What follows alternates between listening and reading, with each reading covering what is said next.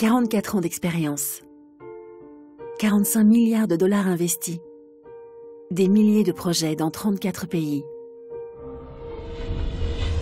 C'est à Cotonou qu'un riz pas comme les autres est né.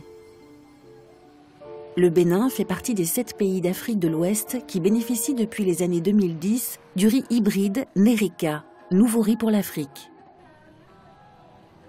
Une vingtaine de variétés sont créées en laboratoire au centre Africa Rice pour s'adapter à des zones plus ou moins touchées par le réchauffement climatique. Les agriculteurs peuvent le récolter plus vite tous les 3 mois. Son rendement est plus fort, son goût meilleur et il est nutritif. On estime à 241 000 les familles qui ont multiplié par 3 leurs revenus. La sécurité alimentaire est renforcée grâce à ce riz, qui a besoin de moins d'eau et qui pourra se vendre tout au long de l'année à un prix accessible. Joseph, 51 ans, fait partie d'un regroupement de 15 agriculteurs.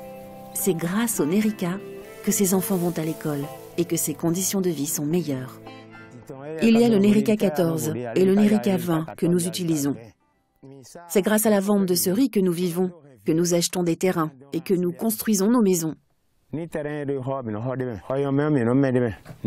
le rendement n'était pas bon, nous ne cultiverions plus le Nerica. Il permettra dans la durée également de réduire considérablement la dépendance aux importations coûteuses pour les pays.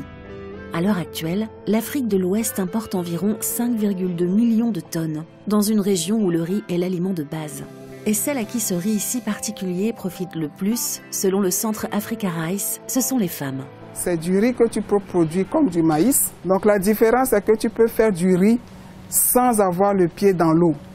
Donc ce qui a facilité l'adoption de ces variétés, surtout pour les femmes qui n'ont pas accès au bas-fond. Parce que le riz, ça se cultivait dans les bas-fonds, dans les parcelles irriguées. Donc les femmes ont eu beaucoup plus d'engouement vers les variétés Nerica. Solange, cette agricultrice veuve de 28 ans, a vu ses revenus augmenter avec le Nerica. Pourtant, l'absence totale de pluie est bien aujourd'hui le plus grand des fléaux dans ce village à 300 km au nord de Cotonou. Cette année, nous n'avons pas fait de Nerica à cause de la sécheresse. Sinon, les années antérieures, nous avions pour habitude de recouvrir de riz tout l'espace disponible. Solange espère, même si un riz sans eau pour pousser n'a pas encore été inventé.